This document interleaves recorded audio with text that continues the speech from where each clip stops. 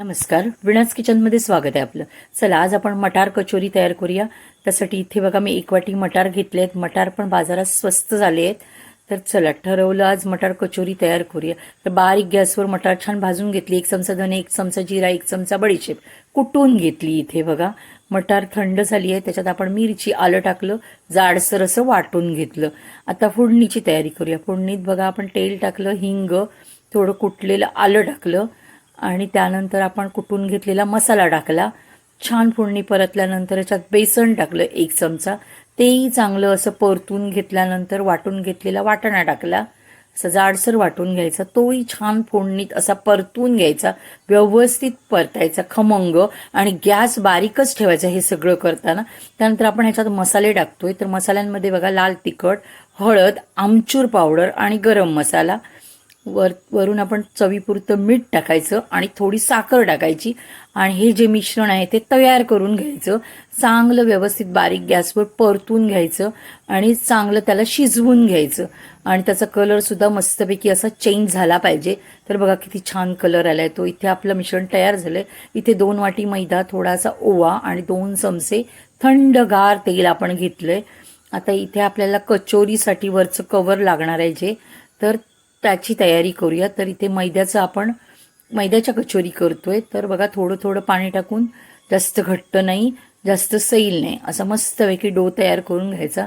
तर इथे मस्तपैकी मैदा आपण मळून घेतलाय बघा. जास्त घट्ट पण नाही जास्त पातळ पण नाही. आता याला 10 मिनिटं झाकून ठेवूया.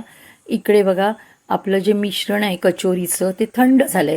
त्याचे पटकन आपण गोळे तयार करून घेऊया, म्हणजे मग आपल्याला पटापट कचोऱ्या तयार करता येतील. तुम्ही माझ्या चॅनेलवर नवीन असाल तर चॅनेलला लाईक, शेअर, सबस्क्राईब करायला विसरू नका.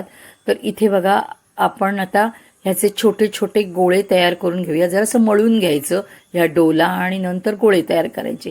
तर गोळे पण आपले तयार झाले आहेत. आता जसे आपण मोदकची वाटी करतो तशी वाटी तयार करून त्याच्या पोटात एक एक तो गोळा ठेवायचा मिश्रणाचा आणि तोंड बंद करायचं.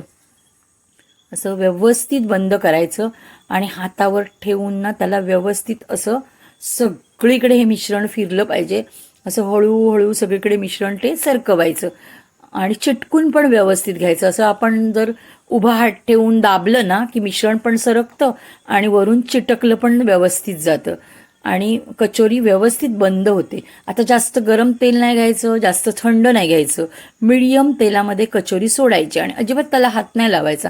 त्या आपणच वरती येणार आहेत आणि ही सगळी पूर्ण प्रोसेस बारीक गॅसवरच करायची, म्हणजे कचोरी 8 दिवस चांगली टिकणार सुद्धा तुमची आणि कुरकुरीत पण बनणार. आणि ह्याचा कलर एकदम लाल व्हायला पाहिजे. आणि हिला खाते वेळी ना थोडंसं दही आणि जर तुम्ही चिंचेची चटणी टाकलात, वरून शेव टाकलात तर काय जबरदस्त चवीला लागते. तर अशी कचोरी तुम्ही नक्की करून बघा. सध्या मटार पण भरपूर मिळत आहेत. धन्यवाद.